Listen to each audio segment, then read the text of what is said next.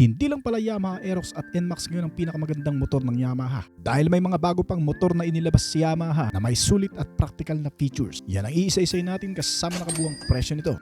Noong 2021 nang unang inilabas sa Pilipinas ang Yamaha Mio Gear. Naging popular ito dahil sa pagiging mas advanced, matipid sa gasolina at mas practical kumpara sa mga naunang Mio scooter ng Yamaha.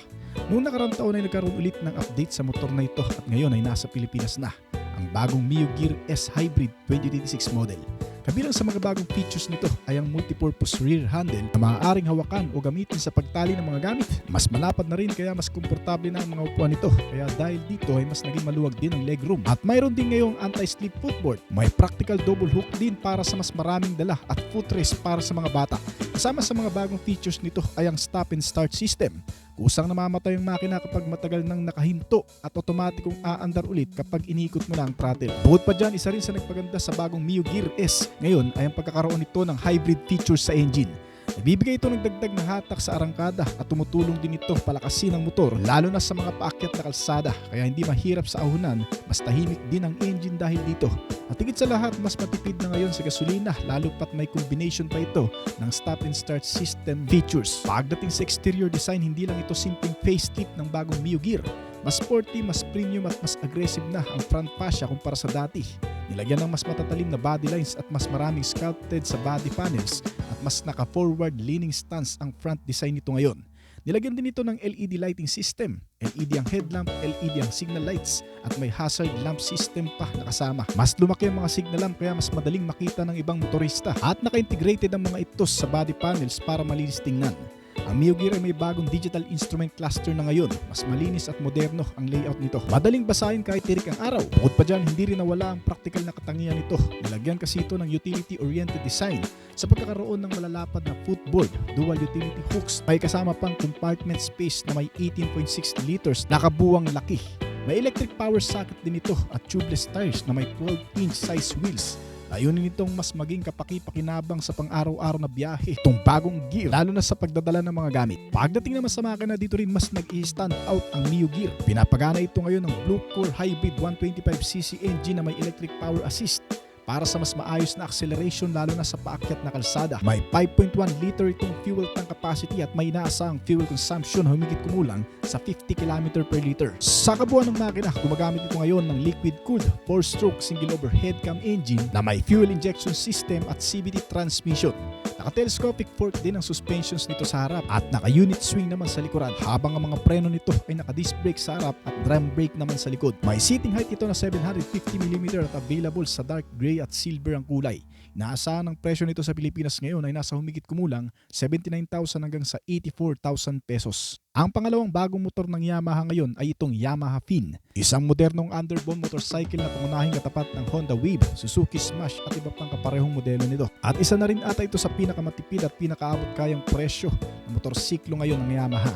Pinapagana ito ng 114 cubic centimeter engine displacement na naka-single cylinder air-cooled fuel-injected engine na may 4-speed manual transmission. May kasamang UBS braking system para sa mas ligtas at mas balancing pagpreno. Naka-halogen headlamp pa lamang ito pero may electric at kickstarter na nakasama. Aluminum steel frame ang ginagamit sa body chassis at naka-telescopic fork ang suspension sa front habang dual shock absorber naman sa likuran.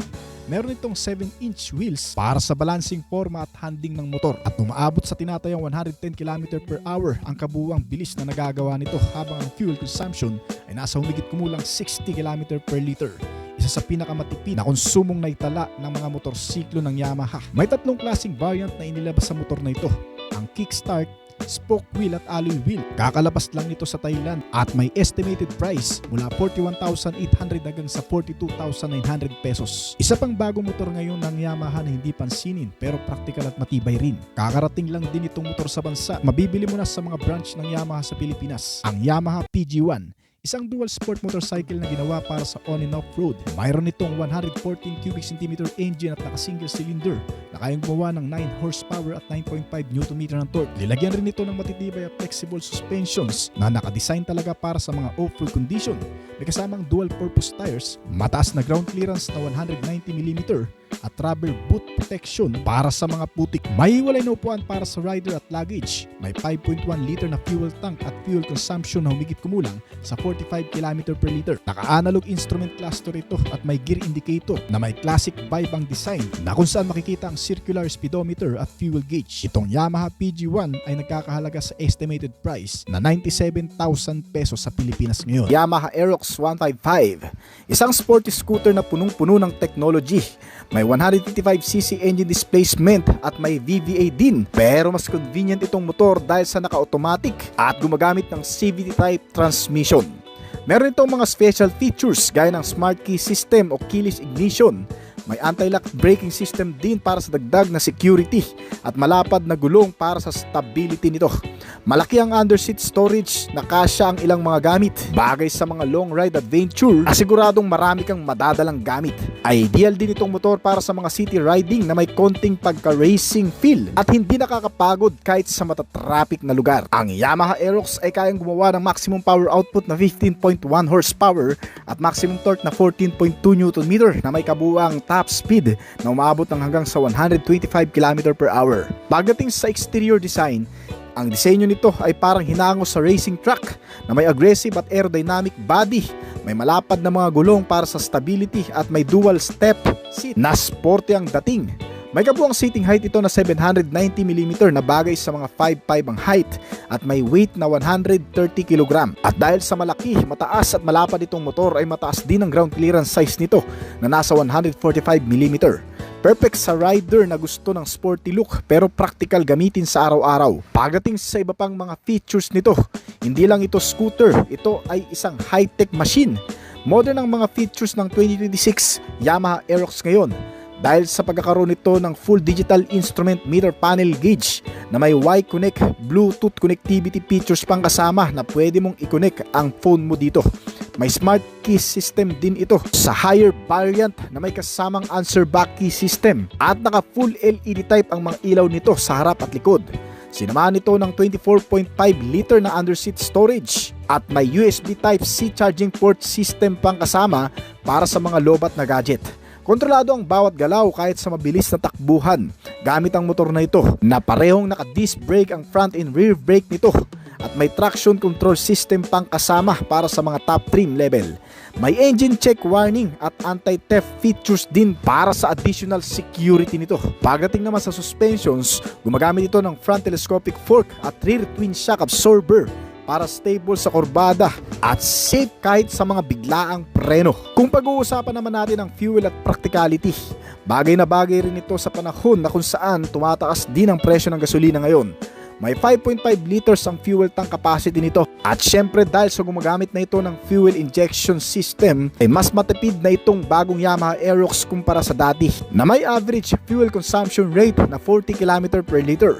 Sa kasalukuyan, ang kabuuang presyo ng bagong Yamaha Aerox ngayon ay nag-range mula 125,900 pesos hanggang sa 163,900 pesos sa Yamaha Sniper 155, isang underbone na kilala sa lakas at bilis na pinapagana ng isang makina na 155cc na may liquid-cooled engine na may variable valve actuation pang kasama o VVA. Ibig sabihin consistent ang hatak nito mula sa low hanggang sa high RPM. Mayroon din itong 6-speed manual transmission at may assist and slippery clutch para sa smoother na shifting. At aggressive ang sporty design nito. Kaya agaw atensyon din itong motorsiklo sa marami. Perfect ito para sa riders na gusto ng kombinasyon ng performance at daily usability. At kaya maglabas ng maximum power output na 17.7 horsepower at maximum torque na 14.4 Nm. Ibig sabihin malakas ang arangkada at hindi bitin kahit sa high speed at kayang umabot sa bilis na 128 km per hour. Ang modelong ito ay may 5.5 liter na fuel tank capacity at matipid rin kumonsumo na umabot mula 45 to 50 km per liter. Pagdating sa design, aggressive ang aerodynamic body ng Sniper ngayon. Inspired sa Yamaha R Series na compact pero sporty ang stance.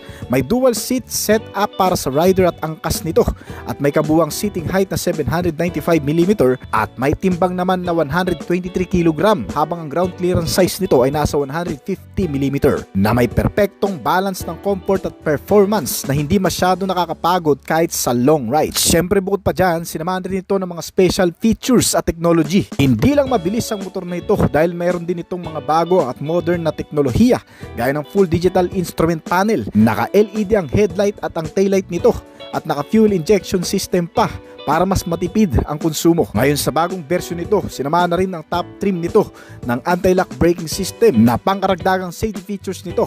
Naka-front disc brake at may slipper clutch para iwas wheel hop.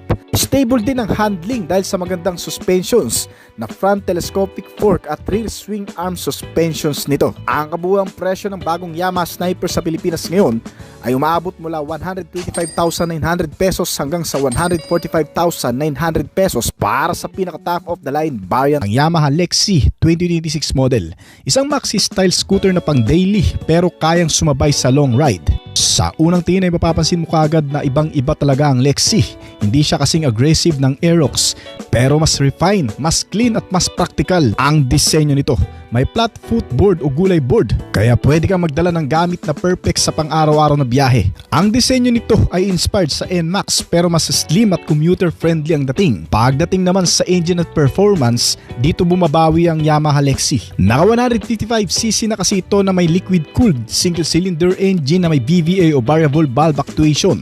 Ang power output na nagagawa nito ay umaabot ng 15.15 horsepower at 8,000 RPM at 14.2 Nm ng torque sa kada 6,500 RPM na ikinabit sa automatic CVT transmission. Kaya naman twist and go lang, walang kahirap-hirap dalhin. Ang top speed nito ay umaabot sa 110 km per hour o higit pa sa iba't ibang kondisyon para sa city at occasional highway rides. Smooth ang power delivery, hindi siya sobrang aggressive pero very consistent ang fuel efficiency. Ito na ata ang pinakamatipid rin na scooter ng Yamaha ngayon na may kabuang fuel consumption na 45 km per liter. Pagdating sa technology at smart features, hindi rin nagpapahuli ang Lexi. Nilagyan ito ng smart keyless system na may Y-Connect at Bluetooth connectivity para sa phone mo. May kasama rin itong full digital LCD instrument panel, may stop and start system na nakatutulong sa pagtitipid ng gasolina at may kasama pang smart motor generator o SMG para sa mas tahimik na pag-start. Sinamahan din ito ng USB o power socket para sa charging na talagang perfect sa mga modern rides na gusto ng connected ang motor nila. Pagdating sa safety and handling ay solid din itong Yamaha Lexi. Ginamitan ito ng front disc brake at rear drum brakes para sa magandang stopping power na may kasama pang ABS sa selected variants. May kasamang traction control at stability features depende sa version nito at naka-tubeless tires pa para iwas hassle sa puncture. Ang suspension setup naman nitong Yamaha Lexi sa front ay may telescopic fork at naka-unique swing monoshock absorber naman sa likuran. Magaang din ang motor na ito na may timbang lang na 116 kg kaya madaling i-maneuver sa traffic. Pagdating sa sukat, may seating height ito na 770mm at fuel tank na 4.2 liters. May haba ito na 1970mm at ground clearance size na 135mm na napakomportable sa mga upright riding position at hindi nakakangawit kahit sa long ride. At ito ang mga dahilan kung bakit kakaiba itong Yamaha Lexi. Una, may gulay board o flat footboard ito. Meron maxi scooter comfort sa budget price nito at may 155cc engine na pero under 100k lang ang presyo. Gumagamit na rin ito ng modern features gaya ng digital panel meter at magaang pa ang timbang pero napaka-stable na perfect combo ng comfort plus performance plus affordability. Sa Pilipinas ay may estimated price ito na 99,900 pesos lamang. Ang NMAX 155. Ito ang isa sa pinaka-premium scooter ng Yamaha ngayon na nakadesign para sa comfort at long rides. Ilan sa mga key features ng Yamaha NMAX ay ang pagkakaroon ng 155cc engine displacement na may kasamang variable valve actuation at naka-dual channel anti-lock braking system na rin ito na sinamahan pa ng traction control system para sa madudulas na kalsada at mga biglaang pakurbada. May connected features via mobile app na rin ito. Isang binago at in-upgrade na Y-Connect system para sa iyong real-time direction at iba pang mahalagang impormasyon. Lagyan rin ito ng mga bagong driving mode features na pwedeng pagpilian At kayang gumawa ng bagong Yamaha NMAX ng 15 horsepower at 8,000 RPM at maximum torque na 14.2 Nm. Kaya may kabuwang bilis na umaabot ngayon ng hanggang sa 126 to 128 km per hour. Na ikinabit sa makabagong CVT type transmission ito na kayang magbigay at magdagdag ng sapat na lakas lalo na sa mga paahon na kalsada. Smooth ang acceleration ng Yamaha NMAX. Wala man itong cambio pero may sapat na lakas para tahakin ang mga matatarik na daanan. Pagdating sa exterior, may disenyo ito na maxi scooter body at mas malaki kaysa sa Aerox. Wide ang seat nito at relax ang riding position. May dual step seat para sa rider at angkas nito na napaka-komportable at may seating height na 770mm. May bigat ito mula sa 127 kg hanggang sa 135 kg at may ground clearance size na 125mm na perfect sa long rides at hindi nakakapagod kahit sa traffic o biyahe. Pagdating sa ilan pang mga features nito, ang bagong Yamaha NMAX 155 ay nilagyan ng dual digital display na instrument panel na naka-TFT at talagang mas modern. Nasinamahan ng Y-Connect na may Bluetooth connectivity features pa at navigation support, Garmin base, naka-smart key system at keyless entry na ang top of the line variant at may USB charging port pangkasama para mas convenient. Sinamahan rin ng start and stop system kaya tipid talaga sa gas. Di rin magpapahuli ang bagong Yamaha NMAX sa pagkakaroon ng mga bagong safety features. Nilagyan kasi ito ng front and rear disc brake at may anti-lock braking system pang kasama at traction control system para sa mga madudulas na daan. Gumagamit itong modelo ngayon ng telescopic front fork suspension at rear suspension na twin shock absorber. Kaya smooth at komportable rin ang biyahe kahit sa mga malulubak na daanan. May fuel tank capacity itong motor na 7.1 liters at kumukonsumo ng 35 to 37 km per liter. Malaki rin ang underseat compartment ng NMAX at may mga extra pocket pa sa harap na lagayan ng mga maliliit na gamit. Sa kasalukuyan ng kabuang presyo ng Yamaha NMAX ay nagre-range mula 155,900 pesos sa standard variant hanggang sa 175,900 pesos para sa Tech Max variant.